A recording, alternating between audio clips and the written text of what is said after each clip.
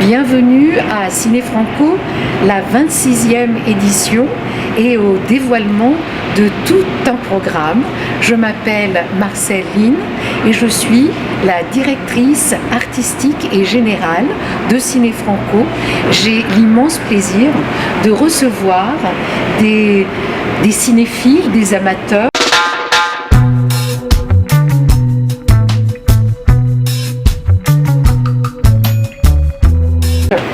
Bonjour, je m'appelle Peter Cupidura, je travaille à la Bibliothèque publique de Toronto, je suis responsable des services en français de programmation. Merci. Bonjour, mon nom est Karine Leduc, je suis présidente du CA du FRIC, je suis toute gênée là. Non. Et voilà, c'est moi. François Bergeron, je suis le rédacteur en chef du journal L'Express de Toronto. On est partenaire avec Ciné Franco. Je suis passionné de cinéma aussi.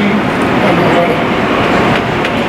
Bonjour, je suis Valérie, je suis agent acquisition cinéma documentaire à TFO et TFO est aussi partenaire avec Ciné Franco.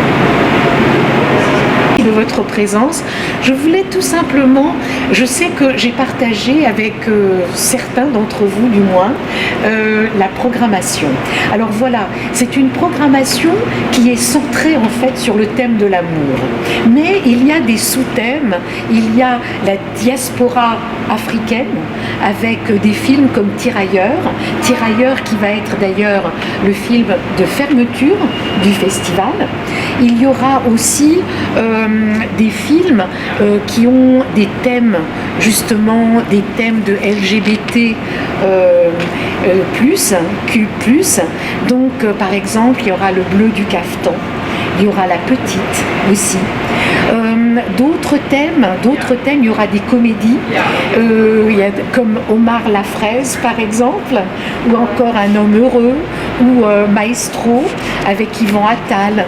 On a également des films qui parlent de la famille. Et bien sûr, dans ces films de la famille, c'est une forme d'amour familial, parental, comme Les filles d'Olpha, par exemple. Nous avons également des films, nous avons très peu de documentaires, nous n'avons qu'un seul documentaire, c'est L'Audience, qui est présenté d'ailleurs par la tournée Québec Cinéma. La tournée Québec Cinéma qui nous amène 3 autres films, Rodéo, qui nous amène également Les Chambres Rouges et bien sûr Une femme respectable. Voilà, j'ai fait un tout petit peu le tour de la programmation. Pour l'ouverture, on aura Sexygénaire avec Thierry Lhermitte et Patrick Timsit, et j'espère qu'on aura beaucoup d'amusement pour l'ouverture. Voilà. Alors, par exemple, François, qu'est-ce que tu as retenu justement de cette liste de films? Ben écoute, d'abord, j'ai remarqué qu'il y a 2 films avec Fabrice Lucchini, oui, qui est déjà un plus pour moi. La petite, qui me semble être un drame, alors qu'un homme heureux est une comédie, là, où c'est apprendre que sa femme est un homme, enfin, c'est ce qu'elle lui dit. Par contre, j'attends beaucoup de La petite, de voir Lucchini dans un rôle un peu plus dramatique. J'attends beaucoup aussi de Tirailleurs. Moi, j'aime beaucoup les drames historiques. Et ça, c'est un Sénégalais qui s'en va chercher son fils qui a été recruté de force dans l'armée en 1917. Donc, il me semble que ça va être intéressant. Il y a quelques films où il y a des rencontres très improbables. Par exemple, La dégustation, apparemment, ça se passe dans le milieu du vin, mais c'est un homme et une femme avec des parcours totalement différents qui se rencontrent.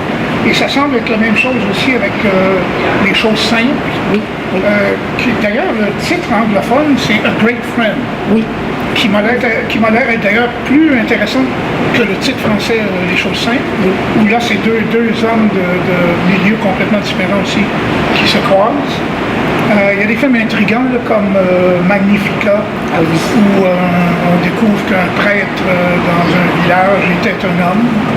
Ah non, était une femme. Était une femme, oui, voilà. c'est ça, voilà. Oui. Ensuite, les filles d'Olphos, on mentionne que la réalisatrice a utilisé des techniques spéciales, je ne sais pas ce que ça veut dire, mais oui. il y a deux filles qui disparaissent et on les cherche, j'imagine. C'est exact. Alors, voilà, ça c'est des films qui m'ont intéressé. Les Chambres rouges aussi, c'est un film de procès. J'aime beaucoup les films de procès. Oui. Ça semble intéressant aussi. Super, c'est formidable. Pour les filles d'Olpha, c'est la réalisatrice tunisienne qu'on aime beaucoup d'ailleurs à Ciné Franco parce qu'on a montré deux autres de ses films, Le Chalat de Tunis qui est un faux documentaire et également La Meute.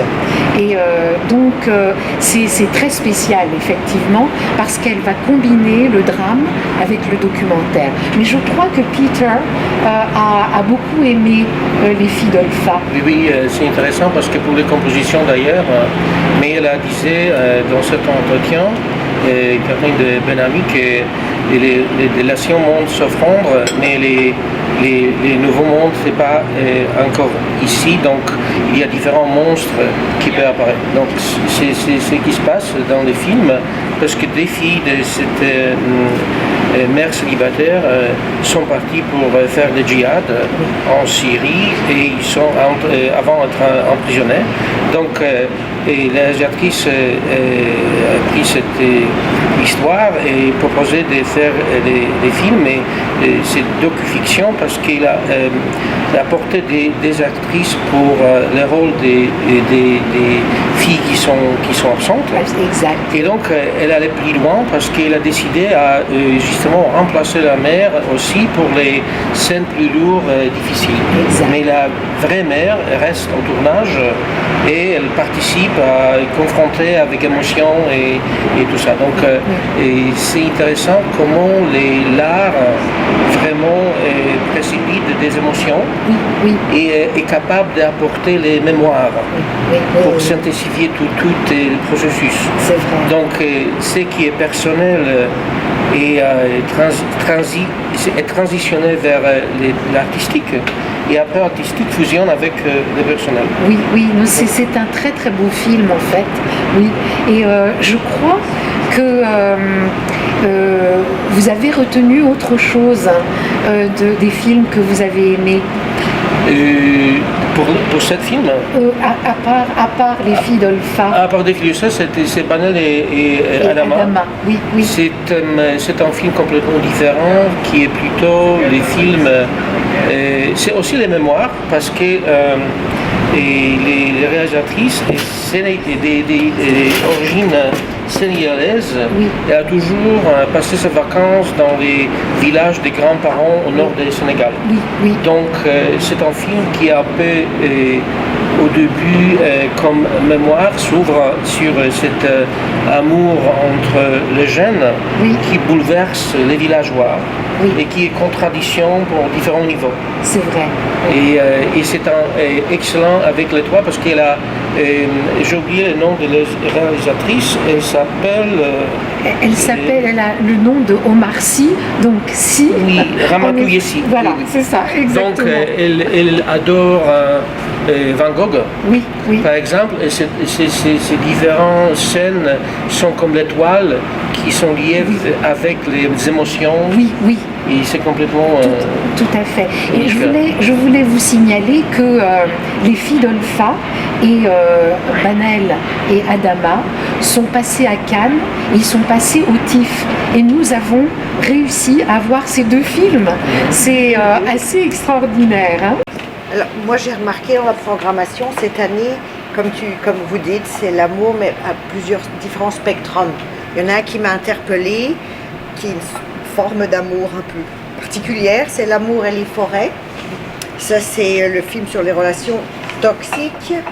L'homme psychopathe, ça m'a interpellée parce que ça met en scène des mécanismes de forme d'amour qui sont... je trouve que ça m'a vraiment interpellée parce que c'est pas un sujet qui est généralement touché par les films français. Je trouve que c'est plus les films américains qui montrent ce genre de sujet. Et je voulais vraiment voir l'angle que les Européens montrent à ce niveau-là.